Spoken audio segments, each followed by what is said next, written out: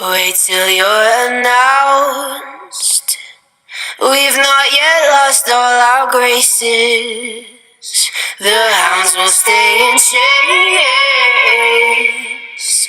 Look upon your greatness and she'll send the call out. Good morning, good afternoon, good evening, whatever the case may be. We are back and better than ever. And today we are talking about the discriminant of a quadratic. Lots of nice art here. Let's get to it, shall we? Okay, so this right here is directly from your formula booklet that you will be able to use on your IB exams and for anything in this course. And it gives you the quadratic equation right here. And it also gives you what the discriminant is. And before we get started, just notice that the discriminant is equal to b squared minus 4ac, which is housed under the square root of the quadratic formula. And so it becomes quite useful to us because it's housed under the square root. Because remember, we are not able in the real number system to find the square root of a negative number. Also, the plus minus plays an important part. That is what is summarized right here. We use the symbol, the Greek letter delta, to represent b squared minus 4ac. So we don't have to continuously rewrite it. Okay, so let's think about this. If the discriminant is equal to 0, x is equal to negative b over 2a. Look at that. If this is 0, then I'm not adding or subtracting anything. Then x equals negative b over 2a. And I only have one solution. And we call that a, oops, what happened there? Let's get that back. Okay, we call that a repeated or a double root. So that's something like, I don't know, so delta equals 0 means I could have something like x equals, I don't know, negative 2 plus or minus square root 0 over 4. So x would be equal to negative 1/2. Now there's always, if there are solutions, there's always two roots. And we'll get into that a little bit later. That's why we say there's a repeated or double root. If delta is greater than 0, and that's going to be a positive real number, so there are two distinct real roots, plus or minus. We get the plus solution and the minus solution. For example, for delta greater than 0 or it's positive, x could be negative 2 plus or minus the square root of 9 over 2.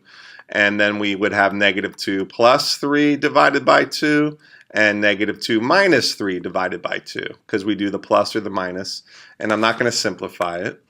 But if delta is less than 0, there are no real roots. So that would be something like x equals negative 2 plus or minus the square root of negative 9 over, I don't know, 2. We are unable to find the square root of a negative number in the real number system, so that tells us there are no real roots. Okay, so finally, if a, b, and c are rational, that's the coefficients and the constant, and delta is a square, then the equation has two rational roots, which can be found by factorization. In other words, if it's a perfect square, like I did here, then we're going to have two rational solutions. And remember, rational is any number that can be written as a fraction. Okay? Irrational numbers, so rationals are fractions generally. That's not a formal definition, but it's any number that can be written as a fraction. And irrational is a number that can't be written as a fraction, like square root of 7. Or pi or something like that. Those are real numbers, we just can't write them as fractions. Okay, so let's move forward.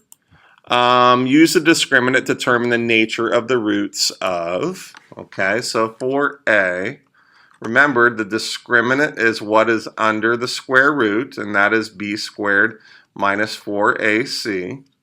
Okay, and so our b is negative 2. Our a is 2 and our c is 3. So that's going to be equal to negative 2 squared minus 4 times 2 times 3. So that's equal to 4 minus 4 times 2 times 3 is 24. Well, that is negative 20, right? So that means in x equals negative b plus or minus blah, blah, blah. I'm not going to fill all that in. I would have the square root of a negative number all over 2a. For this particular quadratic, that means there are no real solutions because we don't know how to take the square root of a negative number. So what about here for b? Delta equals b squared minus 4ac. So that is equal to negative 4 squared minus 4 times 3 times negative 2. So that's 16, 12 plus 24, which is equal to, third is 40. Okay. Again, this is the b squared minus 4ac. Remember, that is the part that's under the square root, the discriminant.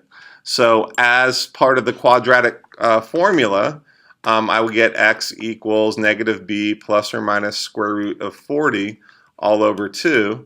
40 is not a perfect square, so I'm still going to get two solutions. The question is if they are rational or not. And since I can't simplify square root of 40, it's not a perfect square, I get two distinct, meaning different, solutions, and they are irrational. I'm not so much worried about whether they're rational or irrational. The most important part is to realize that there are two distinct solutions. They're going to be irrational anytime you get a square root that is not a perfect square. Okay, a couple more. Consider this. Find the discriminant delta and hence find the values of m for which each equation has a repeated root, two distinct real roots, no real roots.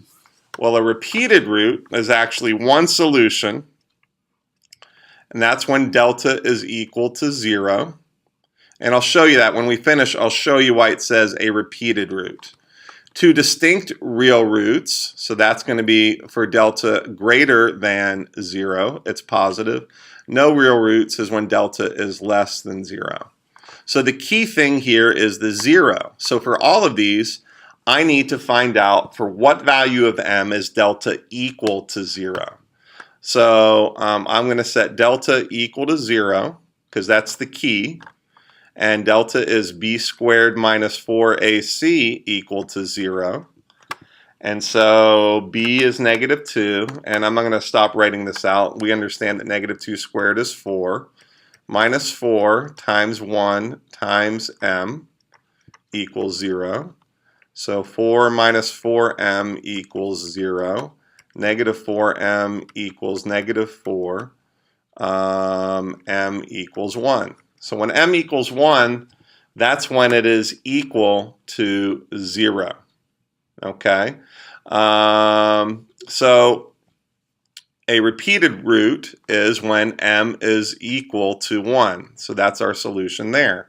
And let me just show you why we call it a repeated root. Let's just say, let's go ahead and plug 1 in there. Plus 1 equals 0. Well, this factors into x minus 1 times x minus 1 equal to 0. So really, we get x equals 1 twice when we set it equal to 0. That's why we call it a repeated root. It's one solution, but it's repeated. Okay, so that's what that looks like. Okay, so when delta is greater than 0, okay, I need 4 minus 4m to be greater than 0. Negative 4m greater than negative 4. Remember, when you divide by a negative number, you switch the inequality. So this happens when m is less than 1. We get two distinct real roots. So that means when m is less than 1, my discriminant is going to be positive. And when delta, 4 minus 4m, is less than 0, that's when I get no real roots. Negative 4m is less than negative 4, so m is divide both sides by -4, so I switch the inequality again, and m is greater than 1. And you might want to stop the video and just try it, like, for m less than 1, maybe try -1 and see that you're going to get 2 distinct real roots. And then maybe try +2 and see that you're going to get a negative under the square root. So a quick summary. For factorization of a quadratic, to get 2 distinct linear factors, the discriminant is going to be greater than 0. 2 repeated roots, delta equals 0, and unable to factorize, no real roots, that's when the discriminant is negative. Discriminant positive, discriminant 0, discriminant less than 0. So, one more example. Consider this equation. This is kind of a tough one. Consider the equation kx squared plus k plus 3 times x equal to 1. Find the discriminant delta and draw its sign diagram. Hence, find the value of k for which the equation has blah, blah, blah, blah, blah. Okay, so the first thing we need to do is subtract that 1, kx squared plus k plus 3x minus 1 equals 0. So this is my A, this is my B, and this is my C.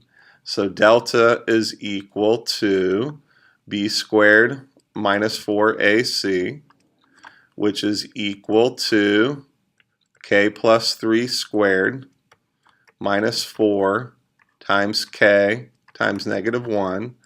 And if we clean that up, we get k squared plus 6k plus 9 minus 4k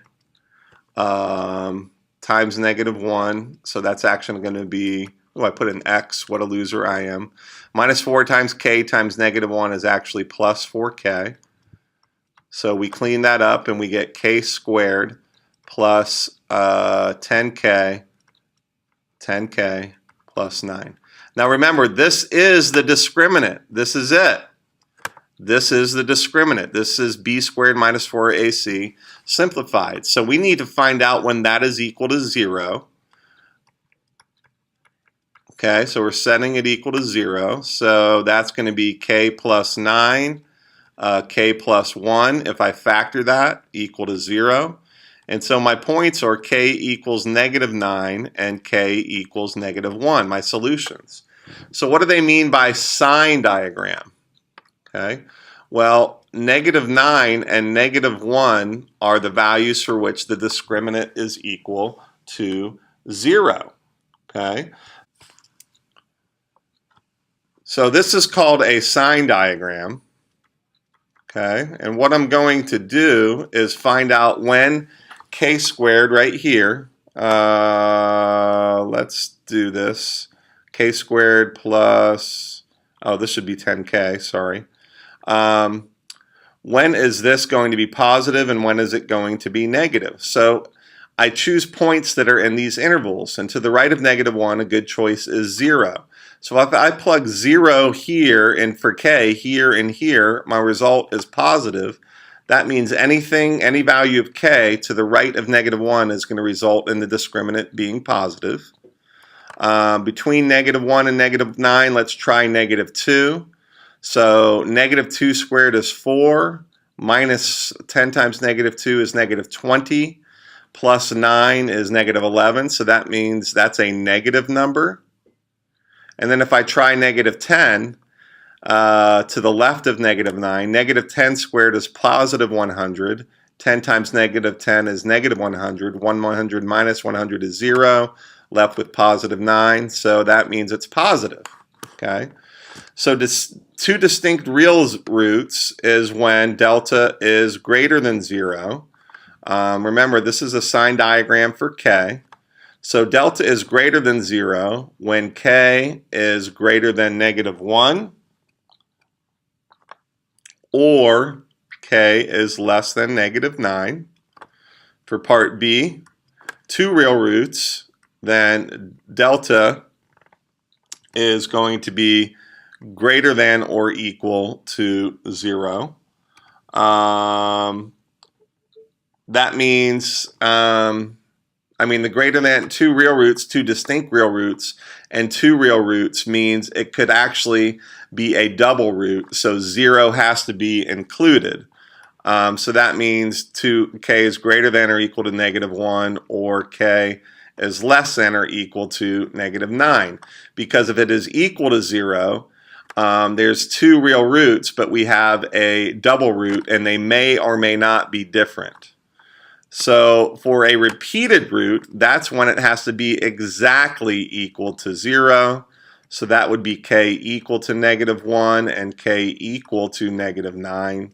And then finally, part D, no real roots is when delta is less than 0, when the discriminant is negative, because we cannot take the square root of a negative number. So it's negative between -9 and -1 and not including it. So that would be -9 less than k less than -1. Okay, if you have questions, make sure you write them down. We'll talk about it in class. Hope you enjoyed it. I certainly did. Let's finish it up, see how we're doing. Oh, we might have a new song here. Oops, I gotta hit play. Oh no, same one. Giddy up. All right, hope you enjoyed it, and I am out.